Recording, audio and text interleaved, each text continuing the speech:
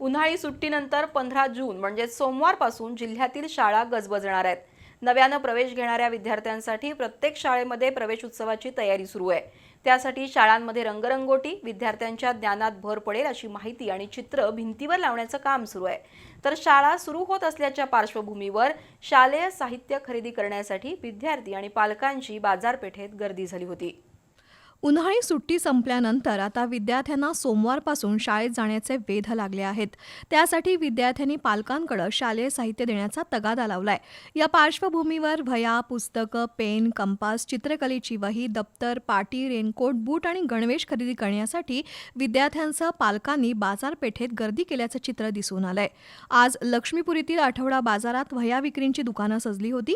या दुकानातही बाजारपेठेपेक्षा कमी दरात वह्या मिळत असल्यानं ती खरेदी करण्यासाठी पालकांची गर्दी झाल्याचं चित्र होतं। त्याचप्रमाणे पेन, कंपास, दप्तर खरेदी करण्यासाठी स्टेशनरी दुकानात गर्दी झाली होती। पावसाळा लक्षात घेऊन रेनकोट, छत्री आणि पावसाळी बूट खरेदी करण्यालाही पालकांनी प्राधान्य दिलंय।